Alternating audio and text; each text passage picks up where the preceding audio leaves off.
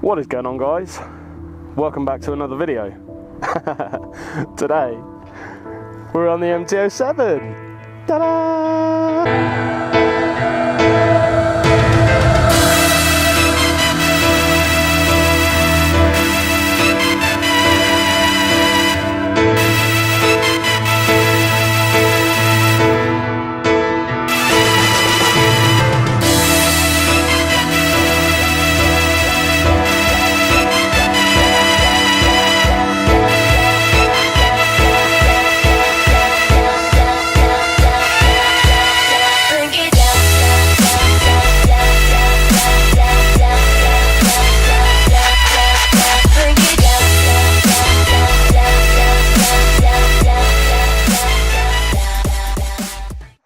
I know, I've only just done one on the Triumph.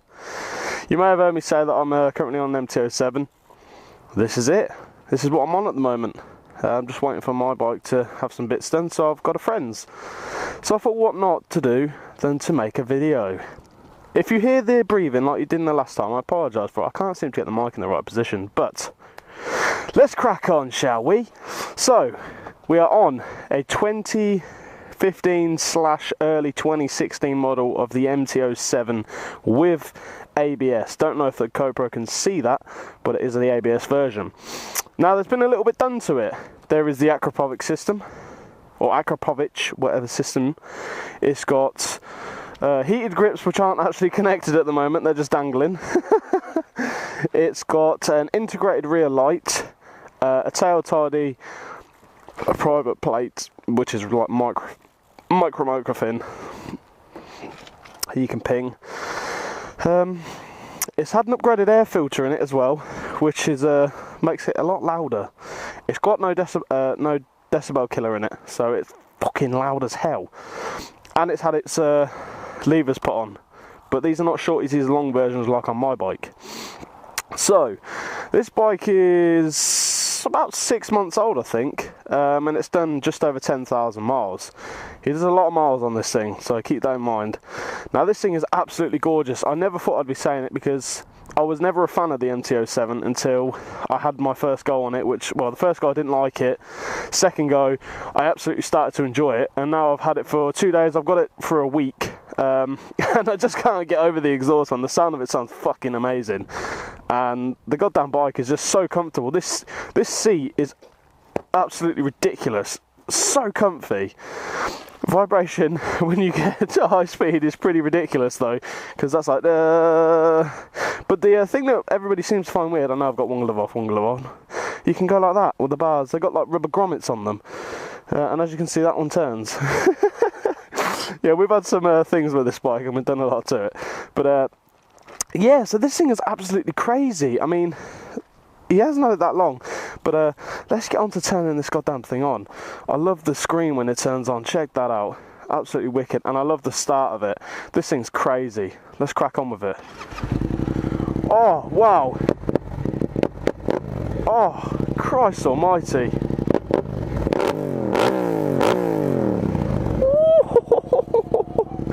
Oh my god, that thing is so crazy. But what I'm going to do, right, is I'll show you the integrated number, the thing. Check this bad boy out. Look at that. That is awesome. It does like the what they do on the Audis, where they do the dot dot dot dot dot right, dot dot dot dot dot right, dot dot dot dot dot left, but they like pan out. Oh, so cool. Let's take this bad boy for a ride. Yes. So yeah guys, so this is the MT07.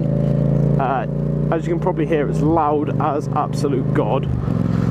The cool thing about this, it has an eco mode.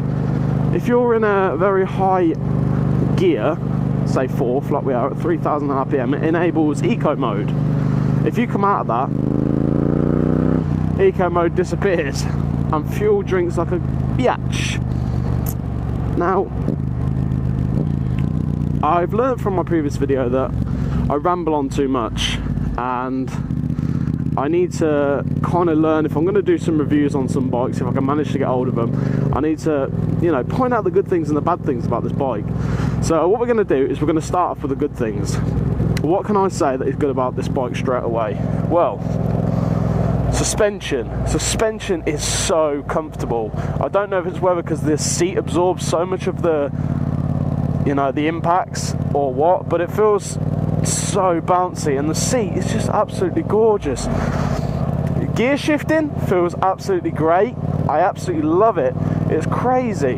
And the throttle response, instantly there. It hasn't got a lot of pull when you're in 4th gear doing 30, but it's very nice.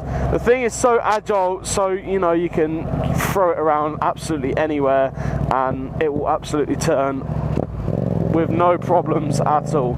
Downshifting feels awesome. Granted, if you don't do it, it kind of just clicks, which is a bit crappy. Gets up to speed nice and easy. It's 40 here. As you've seen, you know, it's only like 10 miles an hour. The tank is, I think it's like 18 litres, but it looks so big when you're actually on it. But you know, because of the way it is, I like all the dash on it, and I like the way the key is. So you know, you just put a single key in. Mirrors are actually pretty goddamn good. They're not amazing, but they are pretty good. I like all the dashes on it. I like how everything is, you know, click up, click down, click up, click down, hazards that way, horn. You know, it's really cool. I like how small the bike is, but how much of a meaty grunt it has look to it, which if it kind of makes sense. You know, it's really nice. It's so good to ride. There's no problems with this bad boy.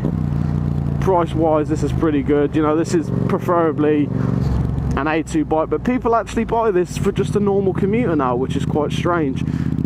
You may see that Big Ben has one, Big Ben Motor Vlogs. He's got one and he absolutely loves the goddamn thing. Let's let this thing sit in eco a little bit. You know, this thing is not restricted, obviously. Twice a torque demon. These things wheelie for days as well. But the bad things that I really hate about this bike is not a lot. If that answers your question, there's not a lot that I really don't like about it. You know, like on my bike, oh, voice crack there, like on my bike you can feel a lot of the wind, but on this you can't seem to. But I do have one major thing that I really dislike about this bike, and I have to be honest with it. It's the vibration. It's not a lot of vibration now, but if you start hitting 3 figures, you know, 3 digits, sorry, this thing vibrates like crazy. Because there's rubber grommets, as you can see, I can do that with the handlebars, because they're on like little rubber grommets that are supposed to absorb the vibration. These are vibrating like crazy already, as you can already see. And see, the minute you pull that throttle, they vibrate like a you know, like a woman's fantasy. And you can really feel it in your back, but in your bum, sorry, on the back seat. But if you get this like to 3 digits, like I say, the front end kind of goes like that, because it's so light on the front, because there's nothing on there. It's you know, there's just nothing holding it down. It just wants to lift. Even, you know, you could be doing like 90, and this thing just wants to lift. Oh, that downshifting though. That downshift though. This, you know, there's not a lot of things you can say are wrong with this, but the vibration has to be the biggest problem. I don't know if anybody's actually ever complained about it, but there's a lot of things that, like the good points that overrule the bad points. Like, you know, with an Acura, the sound, oh, it's absolutely gorgeous. The mirrors aren't fantastic, but you still have some visibility to be able to see out them, which is good. The dash absolutely kills it. It's awesome. It looks great the way it turns on and turns off. You know, that startup feature is amazing. The key position, so there's nothing in there and there's nothing there and all that crap. It's all at the front. You know, it's out the way. You can just have the key on its own, plop it in, and away you go. And them integrated rear lights that you've seen at the beginning of the video, oh my god, is that thing awesome. You know, when if you pull the back brake, it kind of does like a blink effect, so it'll flash once, flash twice, then it will stay on, which is cool, because the people always say the bestest way to get somebody's attention when they're behind you is to, you know, flicker your back brake or front brake a bit. So don't just go straight on the brakes, just tap it a little bit, because obviously we only have one brake, And on cars, you know, they got 2 or 3 brake lights, and you know, it's quite in your face. But you know, it's just a great little commuter bike. It really is. I don't know whether you could call it a commuter because it hasn't got all the, you know, boxes and all that crap to go on it, but you can buy the panniers for it. And my god, for the price of this bike, I think it's like about 5 grand new, something like that. I can't really remember, I've only looked into it once. But for the price of this thing, I know it's plasticky, but it's so light. And like I say, you know, we're doing like 60 here and we can just chuck the goddamn thing around. My one, you know you've got it on you. This thing, you could, it's just nothing. And you can't beat that good old 2-cylinder sound, you know. Oh, beautiful. These bikes are so goddamn good. When I went down to Kings Lynn, there was a bloke that actually had one of these and bought it for like a track bike. And god, did he turn it into something amazing. Carboned all the wheels out, flush mounted the indicators, got the rear light like on this one, tail tidied it, got Renthal straight bars on it, raised them up, you know, it just looked absolutely gorgeous.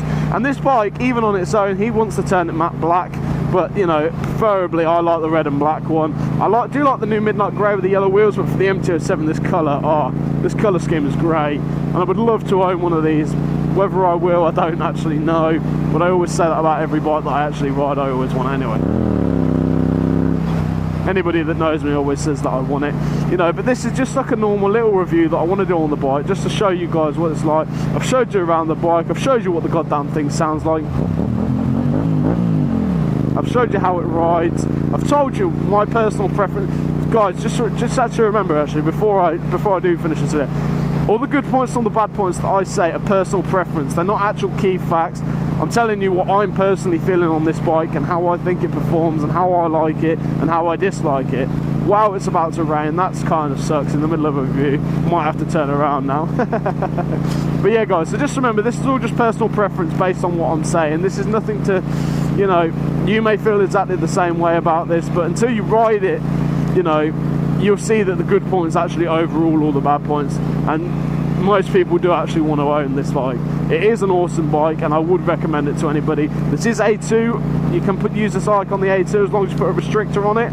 It's only like 86 horsepower, whatever it is, like 69 kW, something stupid like that. But it's a great little bike to use to and from work. Not so great on fuel, but it is an awesome bike.